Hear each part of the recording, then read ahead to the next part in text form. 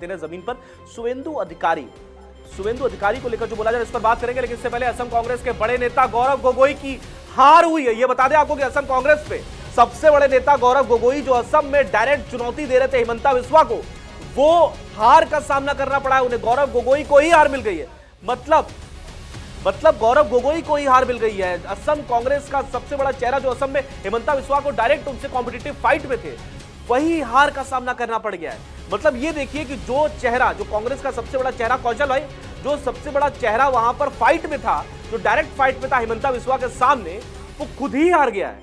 तो ये कांग्रेस का जिस तरीके से आप देख रहे हैं, जहां पर कि कांग्रेस के बड़े नेता भी अपनी सीट को सिक्योर नहीं कर पा रहे हैं, वहां पर कैसे कांग्रेस कैसे डील कर पाएगी। 23,000 से ज्यादा वोटों से अगर गौरव गोगोई हारते, तो ये किस कॉन्फिडेंस के साथ ये चुनाव मैदान में थे, किस एटीट्यूड के साथ लड़ रहे थे चुनाव, जहां पर हिमंता बिस्वा को डायरेक्ट अटैक कर रहे थे, हिमंता बिस्वा को हराने की बात कर रहे थे,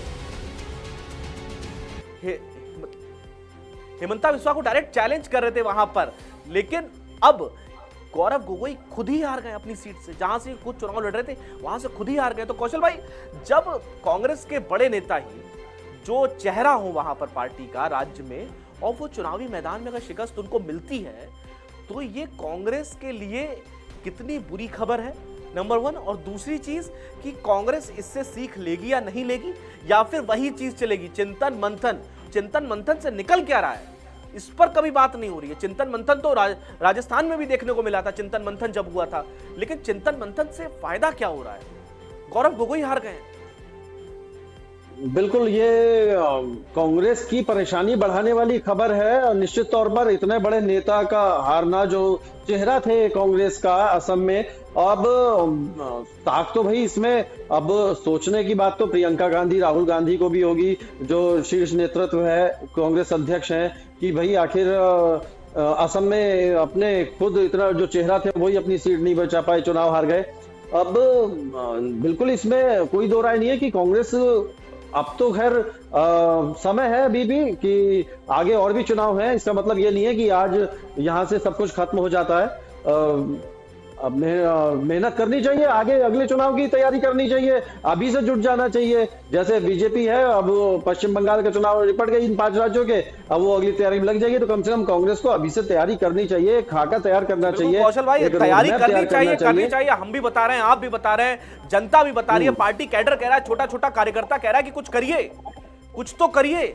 जैसे अरविंद केजरीवाल का वो मीम बड़ा वायरल होता है कि कुछ करिए, होता नहीं है। लेकिन ना अब रमेश ठाकुर जी वरिष्ठ पत्रकार हमारे साथ जुड़े हुए। रमेश ठाकुर जी, हम लोग लगातार इस पर बात कर रहे हैं कि करिए वाली जो बात है, पार्टी कार्यकर्ता, छोटे पार्टी कार्यकर्ता, वो कांग्रेस से कह रहे हैं कि कुछ करिए, लेकिन कुछ हो नहीं पा रहा है। गौरव गोगोई हार गए असम से, जो कांग्रेस का चेहरा थे असम के अंदर, जो हिमंता बिस्वा को चुनौती दिया करते थे, बड़े बड़े बयान दिया करते थे हिमंता बिस्वा के खिलाफ, खुद ही हार गए, अपनी सीट नहीं बचा पाए, सिक्योर नहीं कर पाए। और 1-2 हजार वोटों से नहीं हारे, 23,000 से ज्यादा वोटों से हारे। नहीं, मुझे लगता है कि जब राहुल गांधी हार सकते हैं तो फिर ये गौरव गोगोई किस खेत के मूली है। बड़े बड़े नेता कांग्रेस के अगर 2014 से अगर देखे, बहुत लंबी फहरिस्त है जो हारते जा रहे हैं। तो वही बात, चुनावों में हारना एक कोई बड़ी घटना मैं इसको नहीं देखता हूँ। अटल बिहारी वाजपेयी भी हारे पिछले 2022 के चुनाव में, जिनको डिप्टी सीएम की या सीएम की पूरी जिनकी उम्मीद थी, केशव प्रसाद मौर्य, वो भी हार जाते हैं। तो चुनाव है, चुनावी प्रक्रिया है, कोई भी हार सकता है। लेकिन हाँ, जब पार्टी का कोई बड़ा चेहरा हो, जिनके चेहरे पे चुनाव लड़ा जा रहा हो, जिनके सीएम बनने की उम्मीदें हों, वो जब हार जाता है तो पार्टी के लिए चिंता बढ़ा देता है, इसमें कोई दो राय नहीं है। अब बात आ जाती है कि ये जो चुनाव हुए हैं 5 राज्यों में, इनके जो रिजल्ट इतना अनएक्सपेक्टेड क्यों है? क्या इसकी किसी ने कल्पना की थी, या किसी ने इस तरह की संभावना, या किसी ने इस तरह की समीक्षा की थी?